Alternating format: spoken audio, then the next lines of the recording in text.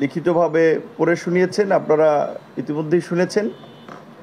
আপনারা লক্ষ্য করছেন যে বিশেষ করে এই জুলাইয়ের পরে, বিশেষ করে এই জুলাই গণ অভ্যুত্থানকে কেন্দ্র করে যে একটা জাতীয় ঐক্য গড়ে উঠেছিল, একটা রাজনৈতিক ঐক্য গড়ে উঠেছিল এবং তার মধ্যে দিয়ে যে একটা সরকার গঠিত হয়েছিল, সরকারের ভূমিকার কারণে সেই ঐক্যে এখন ফাটল ধরেছে।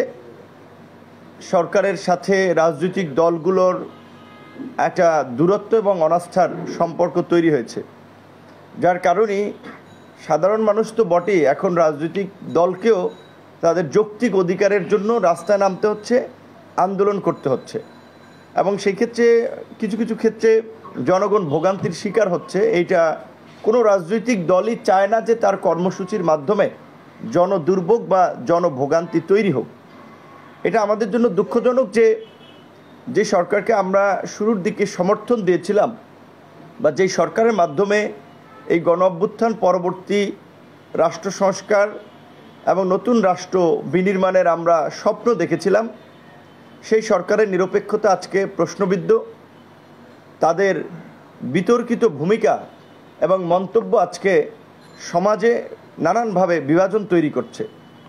আপনারা গতকালকে লক্ষ্য করেছেন যে আমাদের এই ছাত্র নেতা না, তারা বিশেষ করে এই গণ অভ্যুত্থানের কয়েকজন নেতৃবৃন্দের দ্বারা যে দল গঠিত হয়েছে, সেখানে বিভিন্ন দলের দলছুট যারা সেই সমস্ত ওইভাবে বিভিন্ন দলে থাকতে কিন্তু কোনো উল্লেখযোগ্য অবস্থানে ছিল না। আপনারা দেখবেন বিভিন্ন দল থেকে টোকাই নিয়েছে, যাদের কোনো রাজনৈতিক ব্যক্তিত্ব নাই, চরিত্র নাই।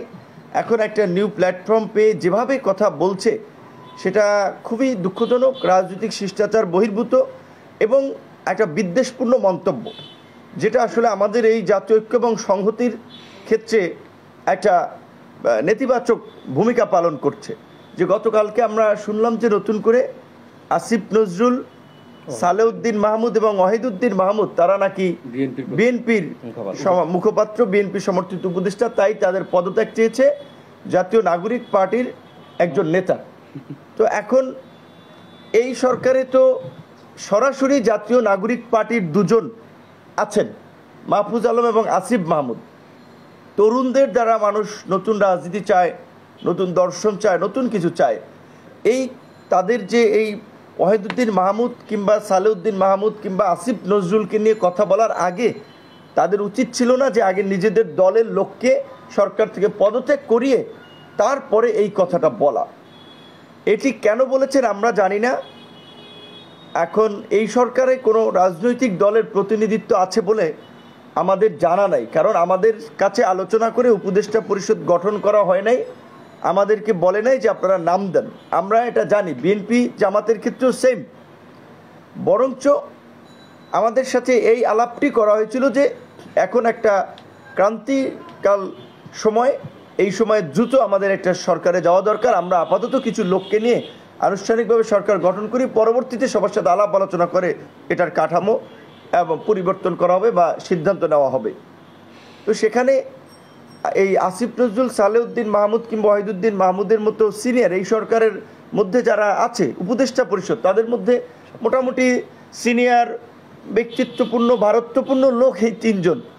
এবং এদেরকে বলার অর্থ আমরা জানি না বাকিরা কি আপনার এই এনসিপির লাইনে কিনা, যে কারণে তিনজনের পদত্যাগ তারা দাবি করেছে বা তিনজনকে নিয়ে সুনির্দিষ্ট বক্তব্য দিয়েছে। তো যাই হোক, এই কারণে আমরা যেটা বলছি, এর আগে আপনারা শুনেছেন, সামগ্রিক প্রেক্ষাপটে মনে হয়েছে যে আসলে আগামী জাতীয় নির্বাচনের জন্য আমাদের আরেকটা নিরপেক্ষ এবং নির্দলীয় তত্ত্বাবধায়ক সরকারের প্রয়োজন হবে। কারণ এই সরকার নানানভাবেই কিছু কিছু উপদেষ্টার ব্যক্তিগত মন্তব্য, কর্মকাণ্ড সরকারকে প্রশ্নবিদ্ধ করেছে, সরকারের নিরপেক্ষতাকে প্রশ্নবিদ্ধ করেছে।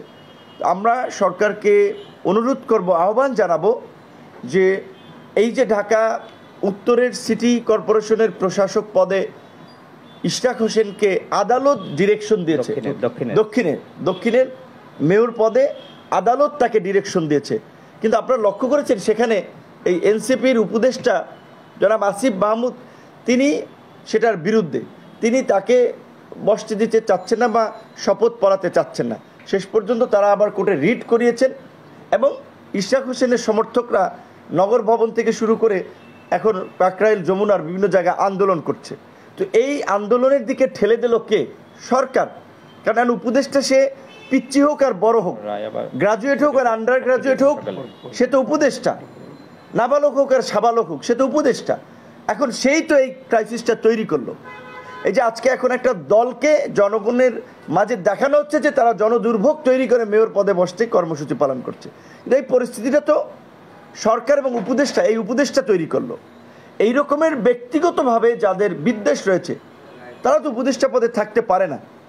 বিপরীত দিকে আমরা যদি দেখি ঢাকা মহানগর উত্তরের ক্ষেত্রে সিটি কর্পোরেশনে নিষিদ্ধ ঘোষিত সংগঠন হিজবুত তাহরীরের নেতা জঙ্গিবাদের অর্থায়ন এবং সম্পৃক্ত ছিলেন, সেই অভিযোগে তিনি গ্রেপ্তার হয়েছিলেন, কারাবরণ করেছেন 2015 সালে দুইবার।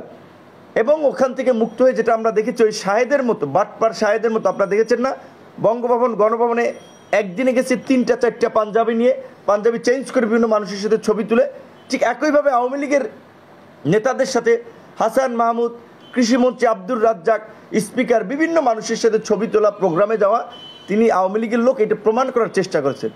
আবার এই পট পরিবর্তনের পরে এই জাতীয় নাগরিক কমিটিতে ঢুকে শুনেছি যে বড় অঙ্কের টাকার বিনিময়ে তিনি উত্তরের প্রশাসক পদ বাগিয়ে নিয়েছেন। কারণ এছাড়া এজাজের তো কোনো যোগ্যতা নাই ঢাকা উত্তর সিটি কর্পোরেশনের মতো এই জায়গায় প্রশাসক হিসেবে বসার।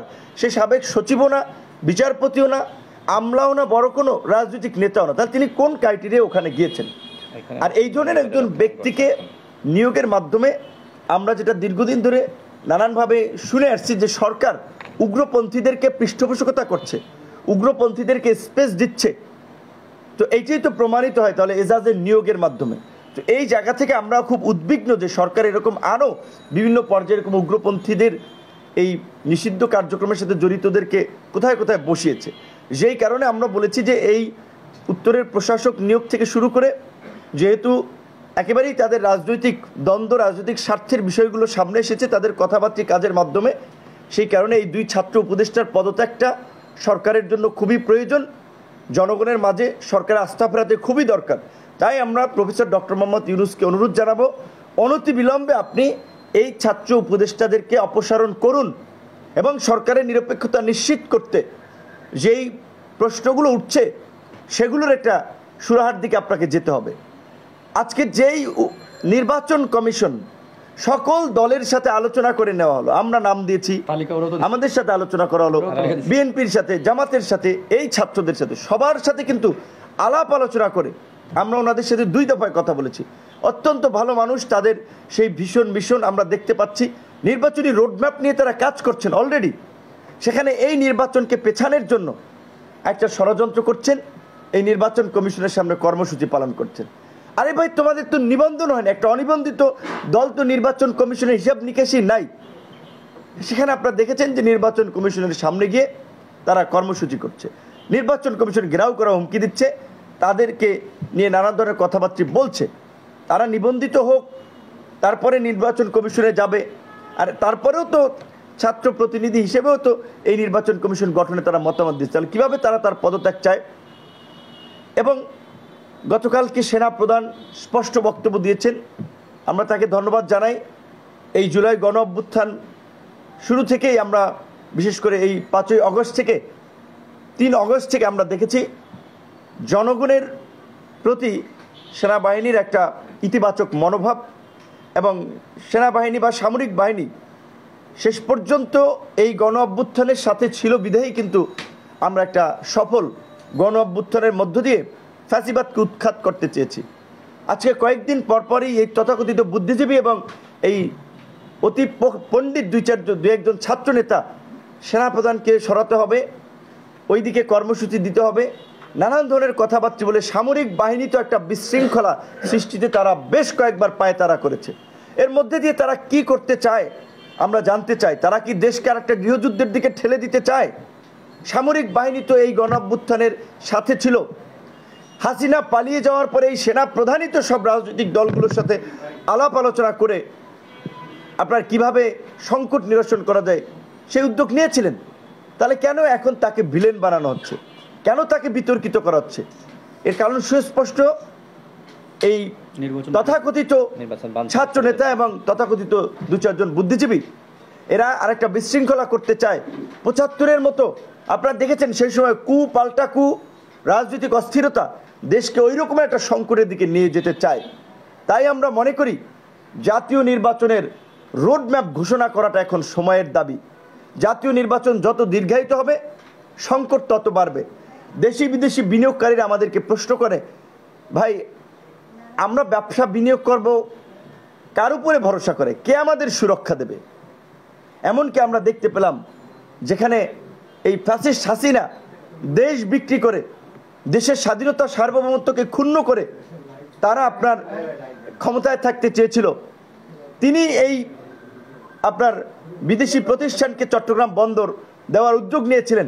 এই সরকারও এসে সেই হাসিনার ব্যবস্থাই চালু রাখলো। হাসিনা খারাপ, হাসিনা ফ্যাসিস্ট, কিন্তু হাসিনার দেওয়া উদ্যোগ আপনারা বজায় রাখতে চান, এই বন্দরকে বিদেশিদের হাতে তুলে দিতে চান, আপনারা মানবিক করিডোর দিতে চান কোনো আলাপ আলোচনা ছাড়া। সেনাপ্রধান বলেছে, এই জন্য বলছি যে ওনাকে ধন্যবাদ জানাই যে এটা নির্বাচিত সরকার সিদ্ধান্ত নেবে। এবং আমরা এখন বলছি নির্বাচিত সরকারও এই তথাকথিত মানবিক করিডোরের নামে খাল কেটে কুমির আনার সিদ্ধান্ত নিতে পারবে না। চট্টগ্রামের একমাত্র বাংলাদেশের কৌশলগত বন্দরকে বিদেশিদের হাতে তুলে দেওয়া যাবে না।